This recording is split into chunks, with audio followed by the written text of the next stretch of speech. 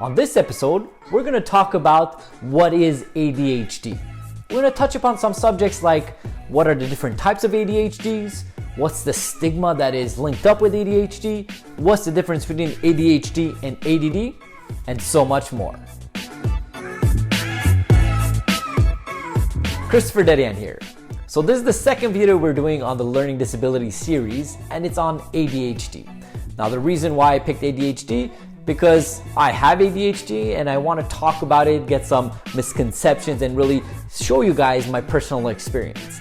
Now that being said, I am not a specialist about this, so take the information and I'm going to give it a grain of salt in certain aspects, but all the research is going to be linked down below. Anything that I state is going to be linked down in the descriptions. Furthermore, there's a lot of great content coming on this channel, so do not hesitate to like and subscribe. There's a lot of things that are happening, so you guys could join in. So what is ADHD? Essentially, the acronym means Attention Deficit Hyperactivity Disorder. Now, this is a neurodevelopmental disorder that is diagnosed within kids, and it can persist as an adult. Now, the research that I did, it wasn't very conclusive to find out what is the actual percentage of people that do have ADHD, but for kids, it was anywhere between 5 to 8%, and as an adult, it was around 2.5%.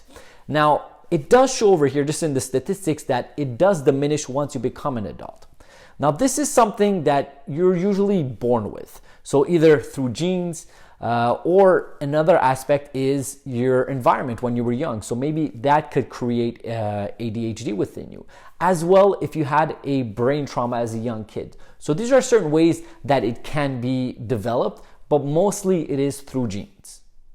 So what is the difference between ADD and ADHD? So essentially, it's exactly the same thing, just that one is an old term and one is the new term. So ADHD was a new term, started in 2013, in May to be exact.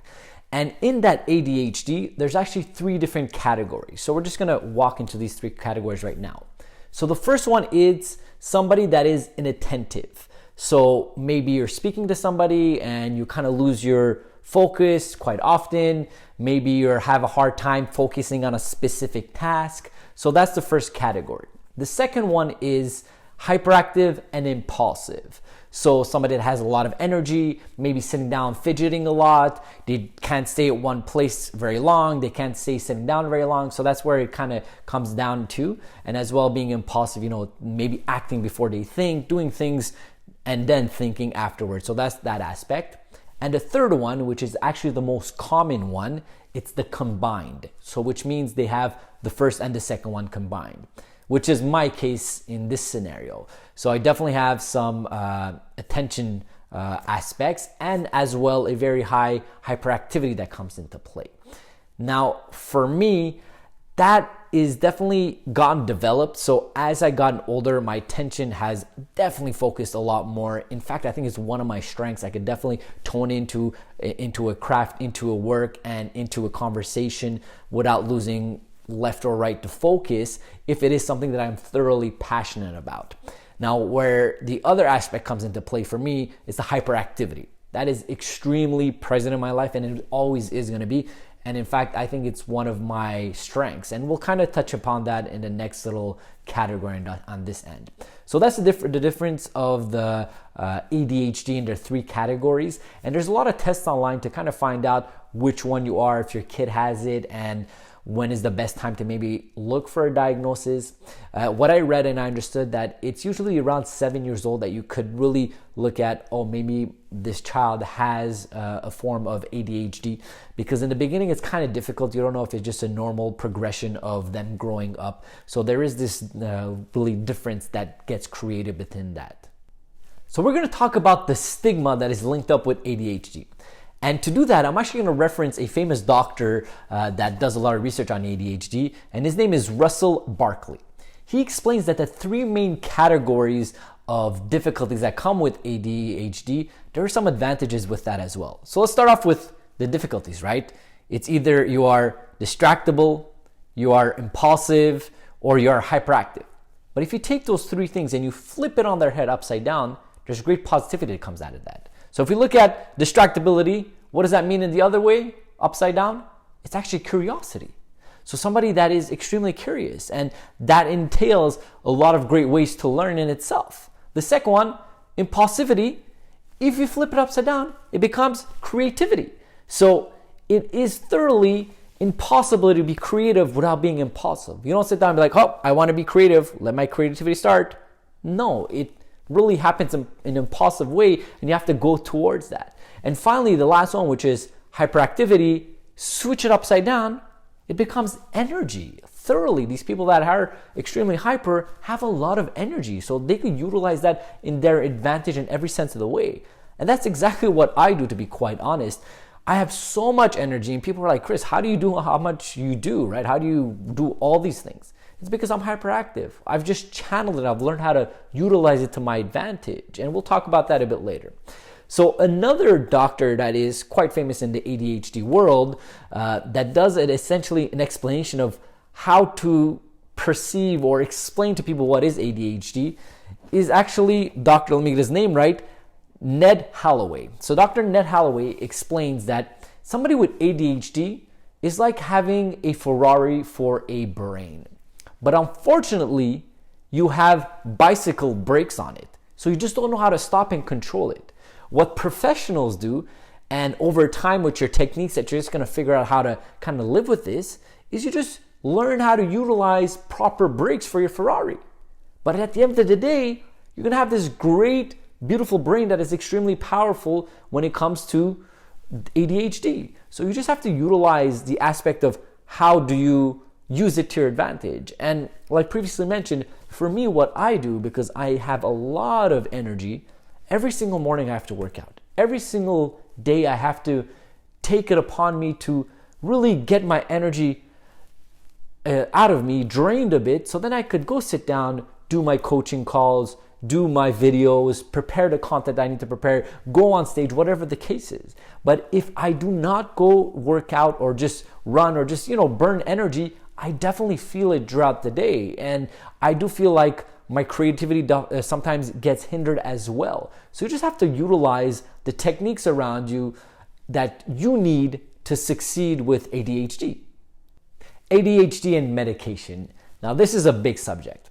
First of all, we have to understand that two main types of medication for people with ADHD are stimulants and non-stimulants.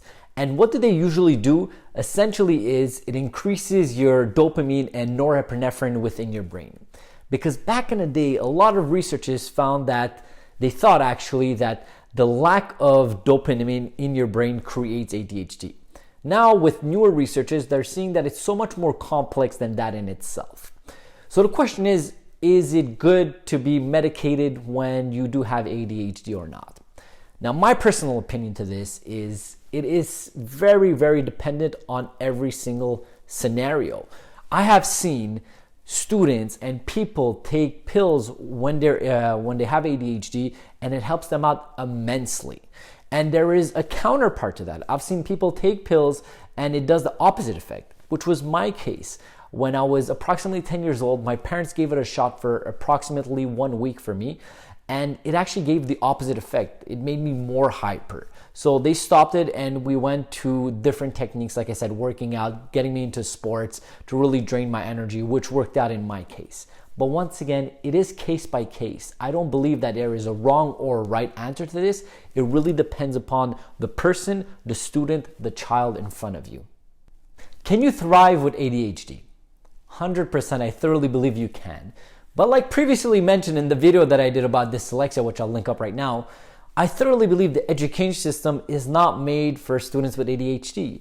Asking these young kids to sit down for 8 hours to do a specific task with a lot of energy with students, like I said, with ADHD, it's really difficult. But once you go into the real world, all those advantages that we spoke about, which is being creative, being curious, having a lot of energy, it's going to be extremely valuable for you in the real world. And I was thinking about maybe talking about some people that do have ADHD that are extremely successful and putting a laundry list of these people's name up here. But instead, I wanted to talk about this one story that I found quite interesting. So this guy, David Neeleman, he's the founder of JetBlue Airlines. He's the guy that actually came up with the idea of making the tickets electronically. So instead of having your boarding pass and all that stuff, he's making it electronically. And he actually changed the whole airline industry because of just that one move. And it makes perfect sense, right? This is somebody that does think creatively, thinks in a different way because he has a lot of ADHD. So he just has that aspect of creating different ideas. So this was a cool story that I just wanted to share with you guys. So I hope you guys enjoyed this video about ADHD. If you have any further questions about it or you just want to comment, you could definitely do that down below in the comment section. It'll be my pleasure to answer you guys back on that end. As well, all the research that I read, all the articles will be linked down in the description below. So go ahead and check that out if you want further information. And there's going to be some links as well to some organizations that you could go check out that could maybe answer some other questions that you have about it. So if you guys have any other questions, essentially, don't hesitate. And I'm going to leave you off with the aspect of do not think of ADHD as necessarily a negative thing. There is some things that you have to work on, but it can be a huge advantage, especially as an adult. So if you guys see there is some value here, do not hesitate to like and subscribe to this channel, and we will see you in the next video.